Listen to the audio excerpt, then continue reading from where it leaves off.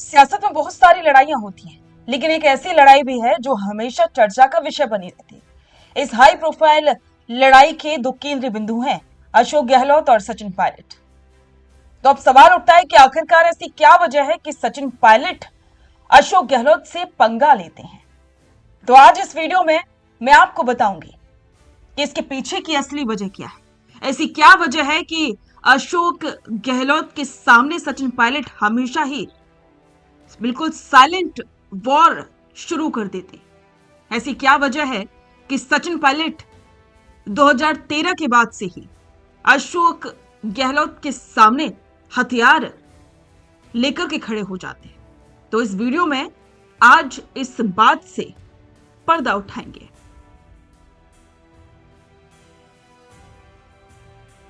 इस सियासी जंग की बुनियाद को समझने के लिए हमें थोड़ा सा पीछे यानी कि साल 2013-14 में जाना होगा। साल 2013 के विधानसभा चुनाव में अशोक गहलोत के नेतृत्व में कांग्रेस राजस्थान में अपने इतिहास की सबसे करारी हार झेल चुकी थी। पार्टी महज 21 सीटों पर सिमट गई थी और कार्यकर्ताओं का हौसला पूरी तरह से टूट चुका था। ऐसे नाजुक दौर में राहुल गांधी के भरोसेमंद युवा नेता सचिन पायलट को दिल्ली से जयपुर भेजा गया और राजस्थान कांग्रेस का प्रदेश अध्यक्ष बनाया गया। उस वक्त पायलट के सामने एक बिखरी हुई पार्टी को फिर से खड़ा करने की बहुत बड़ी चुनौती थी। अगले 5 सालों तक यानी कि 2013 से लेकर के 2018 तक सचिन पायलट ने जयपुर के इसी कमरों को छोड़कर के राजस्थान की तपती धूप और सड़कों पर वक्त गुजारा। उन्होंने लाठियां खाई, पैदल यात्राएं की और गांव-गांव जाकर के कार्यकर्ताओं में नया जोश फूका। पायलट के इस 5 साल के खून पसीने की मेहनत का नतीजा ये हुआ कि 2018 के चुनाव में कांग्रेस ने राजस्थान में शानदार वापसी की और सत्ता के करीब पहुंच गई। पायलट के समर्थकों और खुद पायलट को पूरा भरोसा था कि इस जीत का सेहरा उनके सिर बंधेगा और वे राजस्थान के मुख्यमंत्री बनेंगे। लेकिन यहीं से शुरू हुआ वो खेल जिसने इस पंगे की असली स्क्रिप्ट लिखी। जब मुख्यमंत्री चुनने की बारी आई तो राजनीति के माहिर खिलाड़ी अशोक गहलोत ने अपनी जादूगरी दिखाई। उन्होंने निर्दलीय और कद्दावर विधायकों का समर्थन अपने पक्ष में कर लिया। आलाकमान को संदेश दे दिया कि सरकार चलाने का अनुभव उनके पास ही है। आलाकमान दबाव में सचिन पायलट को उप मुख्यमंत्री के पद से संतोष करना पड़ा। यहीं से पायलट के मन में एक गहरी टीस बैठ गई। उन्हें लगा कि 5 साल तक जमीन पर मेहनत उन्होंने की, लाठियां उन्होंने खाई, लेकिन जब फल खाने का वक्त आया तो बाजी गहलोत मार ले गए। इसके बाद सरकार भीतर भी पायलट को वो अहमियत और फैसले लेने की आजादी नहीं मिली जो एक उप मुख्यमंत्री को मिलनी चाहिए। ब्यूरोक्रेसी से लेकर के मंत्रियों की ट्रांसफर पोस्टिंग तक हर जगह सिर्फ अशोक गहलोत का सिक्का चल रहा था। पायलट को लगने लगा कि उन्हें सरकार में रहते हुए भी दरकिनार किया जा रहा है और यही वो मुख्य कारण था जिसने पायलट को सीधे बगावत के रास्ते पर ला के खड़ा कर दिया। जुलाई 2020 में ये अंदरूनी कलह पूरी दुनिया के सामने आ गई जब सचिन पायलट अपने करीब 19 समर्थक विधायकों के साथ माने से चले गए। सरकार गिरने की कगार पर आ गई थी। हालांकि आलाकमान के दखल के बाद पायलट वापस तो आ गए, लेकिन उनके पद छीन लिए गए। इस बगावत के दौरान अशोक गहलोत ने सचिन पायलट पर ऐसे तीखे हमले किए जो भारतीय राजनीति में अमूमन देखने को नहीं मिलते। गहलोत ने ऑन द कैमरा पायलट को नाकारा, निकम्मा और छोरा तक कह के संबोधित किया। उन्होंने यहां तक आरोप लगाया कि पायलट बीजेपी के साथ मिलकर के उनकी सरकार गिराने की साजिश रच रहे थे। राजनीति के जानकार मानते हैं कि ये वो शब्द थे जिन्होंने पायलट के आत्मसम्मान को सबसे गहरी चोट पहुंचाई। अब सवाल का असली जवाब समझिए कि पायलट आखिर पंगा क्यों लेते हैं। पहली वजह है आत्मसम्मान। गहलोत के उन तीखे बयानों के बाद पायलट ने कभी पीछे मुड़कर नहीं देखा। वे साबित करना चाहते हैं कि वे नाकारा नहीं बल्कि राजस्थान की जनता के नेता हैं और अब तो पूरे देश के।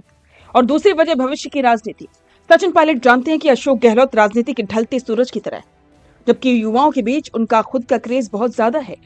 अगर वे गहलोत के सामने पूरी तरह से सरेंडर कर देते तो राजस्थान में उनका राजनीतिक भविष्य और आक्रामकता खत्म हो जाती।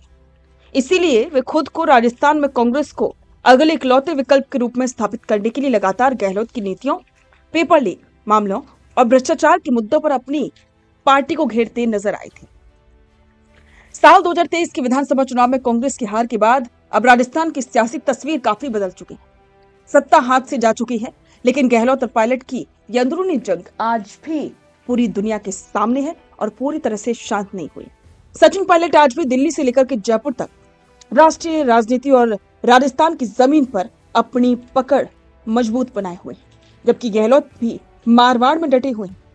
पायलट का गहलोत से ये पंगा सिर्फ दो नेताओं की निजी लड़ाई नहीं है, बल्कि ये कांग्रेस के भीतर ओल्ड गार्ड यानी कि पुराने नेताओं और न्यू जनरेशन यानी कि युवा नेतृत्व के बीच की एक बहुत बड़ी वैचारिक और रणनीतिक जंग है। तो अब तो आप समझ ही गए होंगे इसकी वजह क्या है। जिस तरह से लगातार सचिन पायलट ने मेहनत की, लेकिन फल अशोक गहलोत को मिला, और इसके पीछे यही वजह रही कि सचिन पायलट ने चुप रहने की बजाय बगावत का रास्ता अपना लिया। लेकिन अगर इन दिनों बात की जाए तो सचिन पायलट बिल्कुल साइलेंट वॉर खेल रहे हैं। अब वो इंतजार कर रहे हैं इस दिन का जिस दिन राजस्थान की सियासत उनके हाथों में होगी। लेकिन क्या वाकई में 2028 के चुनावों के लिए जो वो सपना देख रहे हैं वो सच होगा? क्या सच में सचिन पायलट को कांग्रेस 2028 के विधानसभा चुनाव का मुख्यमंत्री का चेहरा घोषित करेगी? ये देखना काफी दिलचस्प होगा। तो इस पर आपके विचार कमेंट बॉक्स में साझा करें और बने रहें द फैक्ट इंडिया के साथ। बेहतरीन पॉडकास्ट सेटअप्स, शानदार चैनल रीच, जबरदस्त सोशल मीडिया प्रेजेंस के साथ द फैक्ट इंडिया के जरिए बढ़ाइए अपना व्यापार। न्यूज वीडियोस में एलबेंट हो या फिर हर न्यूज की शुरुआत में हो आपके एड्स, फेसबुक पर आपके बिजनेस प्रमोशन वीडियोस और ग्राफिक्स हो, या फिर इंस्टाग्राम पर कोलैबोरेशन के साथ रील्स, सब कुछ मिलेगा आपको द फैक्ट इंडिया पर। तो आज ही डीएम करें इंस्टाग्राम पर, व्हाट्सएप के नंबरों पर मैसेज करें और अपने व्यापार को दें ऑर्गेनिक प्रमोशंस की ताकत, सिर्फ द फैक्ट इंडिया न्यूज के साथ।